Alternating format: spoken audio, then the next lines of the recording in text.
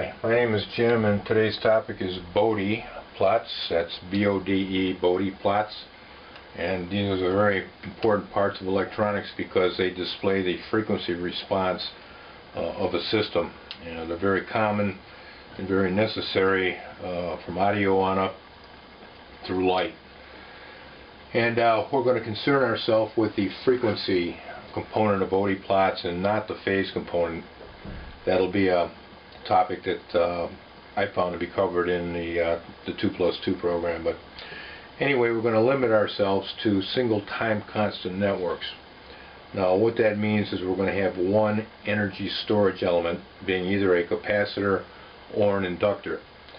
And obviously if we add more of these, we're going to have different responses. So this is just what we're going to limit ourselves to. And let's just take a look at low pass, and what I'm going to couch this in is audio frequency applications. So a low pass filter, we can have an R and a C to ground, and if we take a look at the equation for a capacitor, it's 1 over 2 pi FC.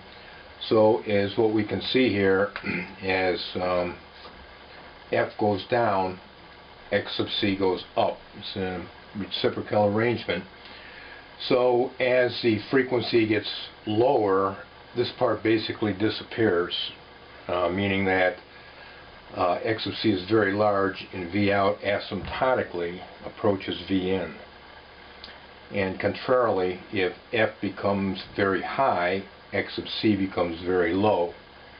So I might use the term, although it's not correct, short out, where C would be basically a very, very low impedance, reducing V out relative to Vn at high frequencies. Now if we look at the inductor equivalent, and inductors aren't used very much for these types of applications because they can be simulated by an op-amp and some resistors and one capacitor. But what we see here is that the equation for inductive reactance is 2 pi FL. So for low frequencies, F is going to be low, therefore X sub L is going to be low, therefore the voltage drop across this part is going to be low, and basically V out approaches Vn. Contrarily, if F is very high, X sub L is very high, most of the voltage is dropped across the inductor and very little across the resistor, so V out is going to be much less than Vi. So this would be called an audio frequency high cut, or high frequency cut. So you have boost and cut in audio, and this would be a cut. So if you didn't want to hear, say, the ting of the cymbal quite as loud as it would be in your music, the circuit that would take care of business on that would be one of these two. And then what we'd have to do is figure out at what frequency it takes effect. And that's called a critical frequency, and we'll get into that in a minute. We also have high frequency circuits that'll basically roll off the low frequency. And what we see here is an LR circuit, and once again, let me just write this down here, X sub L equals 2 pi FL. At low frequencies, X sub L becomes very low, and that basically, excuse the term, shorts the output. And at very high frequencies, X sub L is very high, and does not per se load the resistor, so most of the voltage will appear across the L, and V out will approach Vn. So if we look at the capacitor resistor equivalent to that, X sub C equals 1 over 2 pi FC, is that when F is very low, X sub C is very high. So most of the voltage will be dropped across the capacitor, and just a very little bit will be across the resistor. Contrarily, if F is very high, X sub C will approach a short circuit, and basically V out will be almost equal to Vn. So this would be called a low frequency cut. And if you wanted to attenuate, say, drum beats or bass guitar, you might want to cut the low frequencies, and the question is, again, what frequency we want to do that at. So a Bode plot shows where the cuts, and that's it can also include boosts if we elected to have an active element in it, like an operational amplifier occur, and that'll be one of the things we need to look at, is the wear component of where this happens. So, for an example, I'm going to use a high-pass filter, and I kind of explained this on the previous page as the reciprocal relationship between X and X of C. And you kind of got to know this.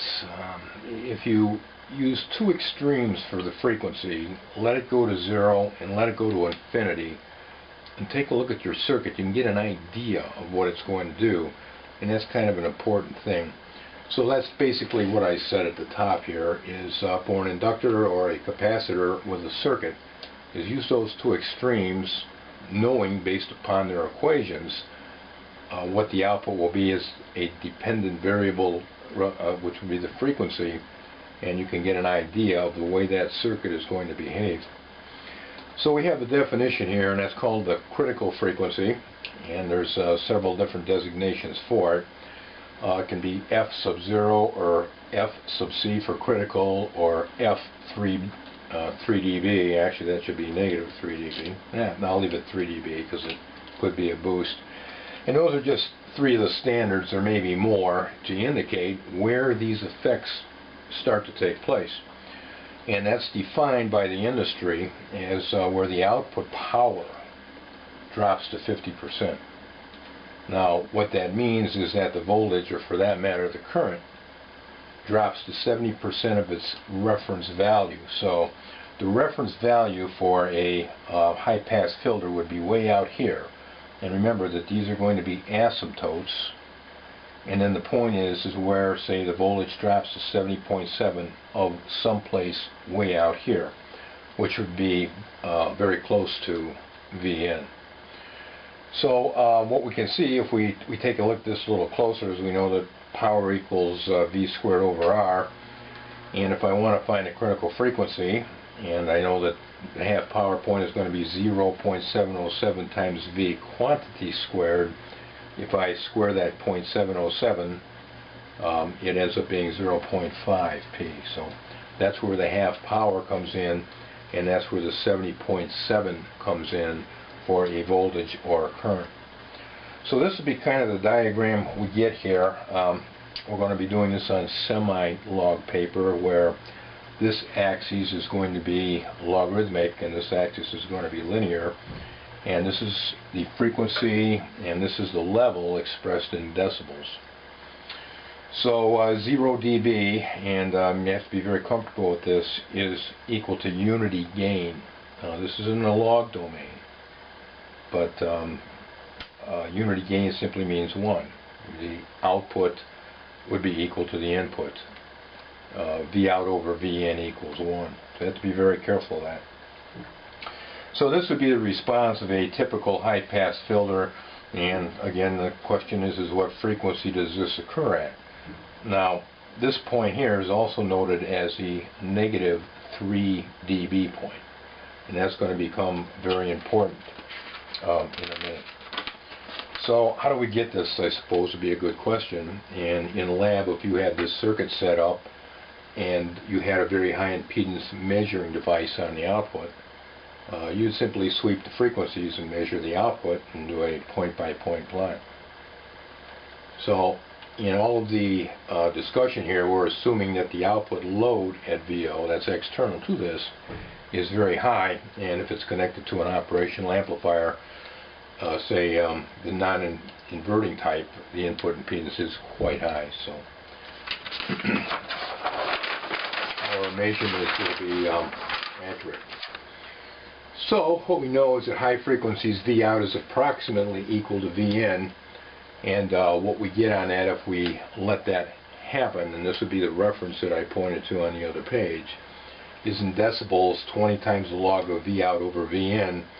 And if V out is equal to Vn, again an asymptote but very, very, very close, we have 20 times 0, which equals 0 dB. So 0 dB equals unity gain. Output equals input. Super important concept. So the point-by-point response would be a bunch of dots which would be placed here based upon the measurements that you say would make in a lab, and then from that we can develop the actual Bode plot. Now what's important to note is that Bode plots are made with straight lines. There's no curve in a Bode plot. You use a ruler to make a Bode plot. So the point-by-point is not a Bode plot. So if we just take a look at some of the characteristics that we saw before, V out over Vn normalizes to 0 dB. Now what that means is we could have an amplifier that's connected onto this. It has a gain of 10, which in the log domain would be 20 dB. The shape would be the same, except instead of this being 0, it would be plus 20. The critical frequency would be 3 dB down from that, which would be 17. So when we do normalized, we do V out over Vn, and we can also use dBu as a reference, which is done a lot in audio, where instead of Vn it would be 1.09 volts peak or 0.775 volts RMS. But we'll speak to that a little bit later. Bode plots uses straight lines. Okay, we have roll off or roll up.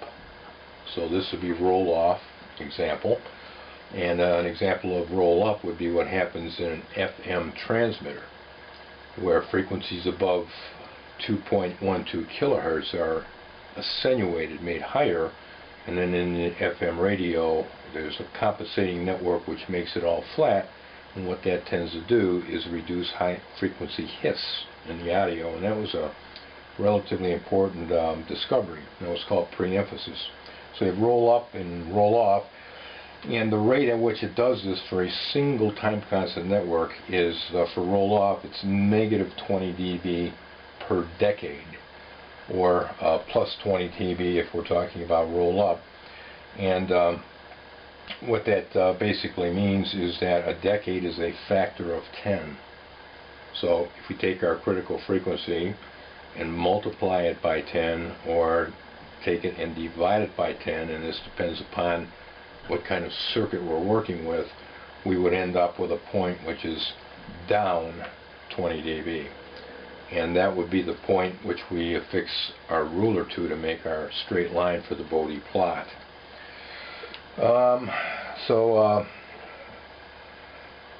Critical frequency of 100 Hertz means that the voltage at the critical frequency is going to be 70.7 relative to some higher value, and this would be equal to the negative 3 dB point if we converted that into the log domain, which is usually the way it's done. And if we divide that by 10, what we would have there is 100 hertz. This would be equal to 100. Just put a point there. Divided by 10 would be 10 hertz, and that would be down 20 dB, or negative 20 dB. So this will all come together as soon as I get the graph up.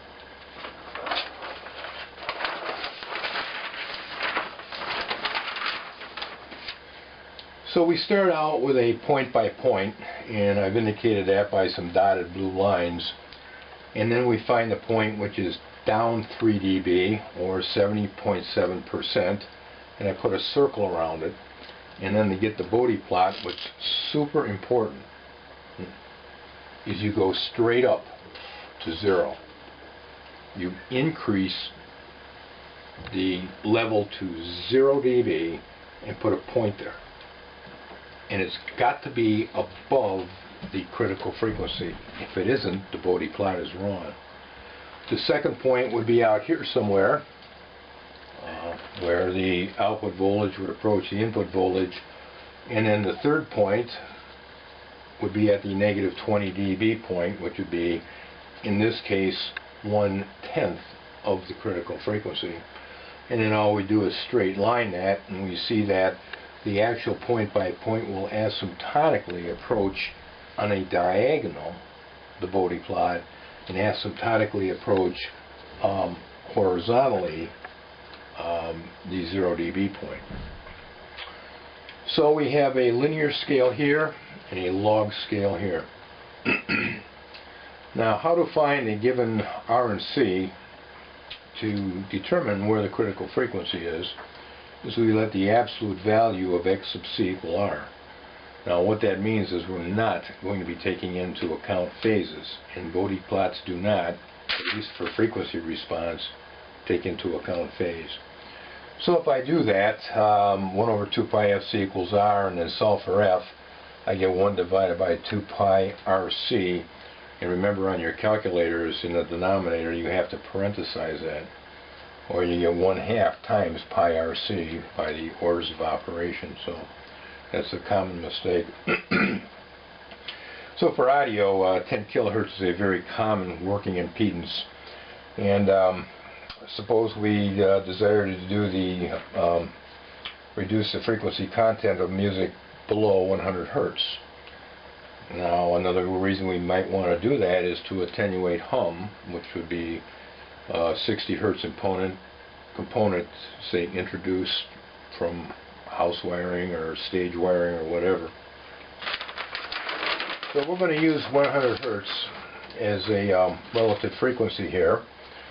And now our scale here, as this is set up on log paper, and you'll see this, this is called a decade, and there may be 3 to 5 of them per log sheet, and they're equal distance apart.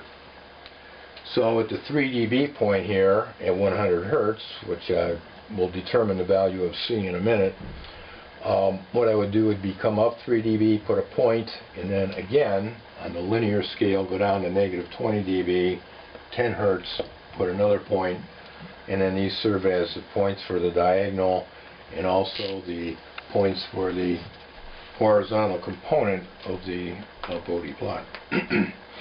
So now, once we know what the frequency is and we know what R is, it's just a simple matter of solving for C and wiggling this equation around a little bit. We have C equals 1 over 2 pi R times the critical frequency.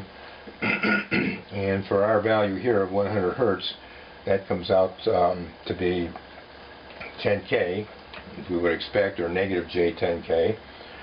So if we do not worry about that any further, our C value is 159 nanofarad, and that would be this value right here, is 159 nanofarad, and our resistor would be 10K as selected for working with audio.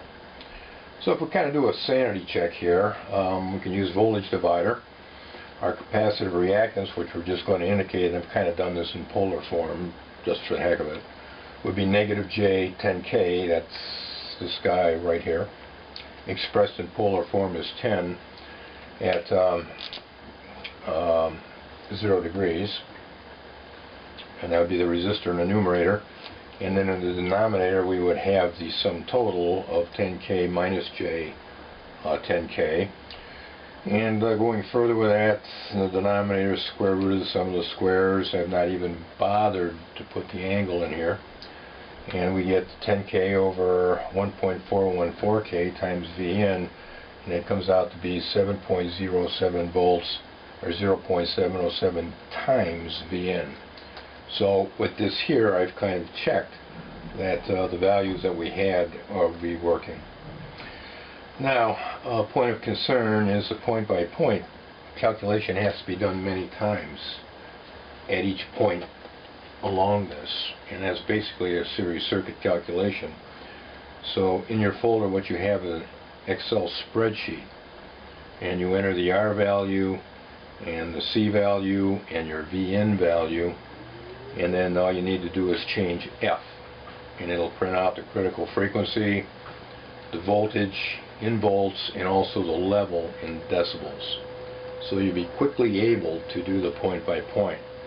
Now, the reason for using Excel in this is that we would spend more time doing the calculations for the point by point than we would be actually learning about the Bode plot. So the spreadsheet's a very quick way of working with this, and it's only designed to work with an R and a C. It doesn't use L's at all. So working this out, there's 159 nanofarad. What I find here, and let me start with 100 hertz, and our V out here, assuming that our input here is 2 volts peak, would be 1.414 volts. So this value would be 0.707 times 2 volts peak.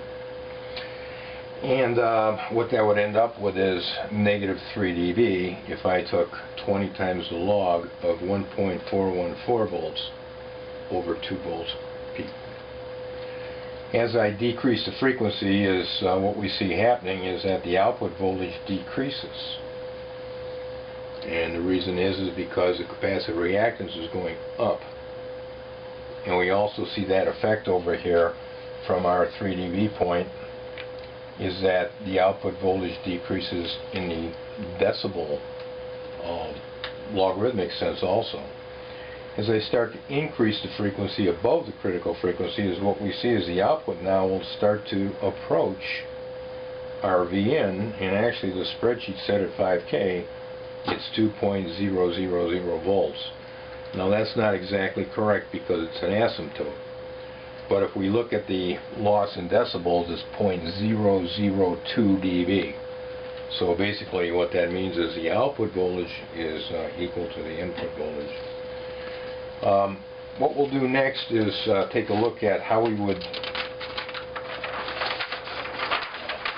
use some other reference relative to V out over V in. So let me start out with my 2 volts here. And this will be our 159 nanofarad 10K resistor, and this is V out. And if I wanted to find out what the output would be in dBu, very, very popular in audio, is I would have to use the reference voltage associated with it, which is equal to 1.09 volts peak, or 0.775 volts RMS. Now where this comes from is that 0 dBm, let me just write that down here, which is a power level, is formed when you have the source across a 600 ohm resistor that produces 1 milliwatt. Now this came from the Bell system many, many years ago, and what dBu does, it says, well, since this doesn't deal with voltage at all, just dealing with power in a 600 ohm resistor, is dBu says, well, what's the voltage at which this happens? And the answer to that would be 0.775 volts RMS. So that's the core of where this comes from. So if we wanted to do calculations in dBu, what that would look like would be V out dB, dBu more correctly would be 20 times the log of V out divided by, and I'm going to use peak here, can be RMS too, it depends the way you're measuring V out, divided by our reference voltage, which would be 1.09 volts peak. So let me put a little P there so I feel kind of good about that. And that'll be a decibel value, and for a 2 volt source here, that'll be greater than 0. So if we're working in dBu, and the easiest way I guess I can describe this is when you see a level meter on your stereo equipment with the little lights flashing up and down, as the level changes, that is in dBu. Okay? So for people interested in audio, it's not going to be output relative to input. That's V out divided by V input. It's going to be output relative to the reference, which in this case would be 1.09 volts peak, or 0.775 volts RMS. So a little bit different, same thought.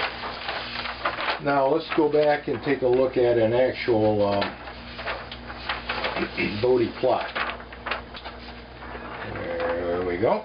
And I know you can't see this, so what I'm going to do is end this now and roll the camera in, and this is 5-cycle semi-log paper.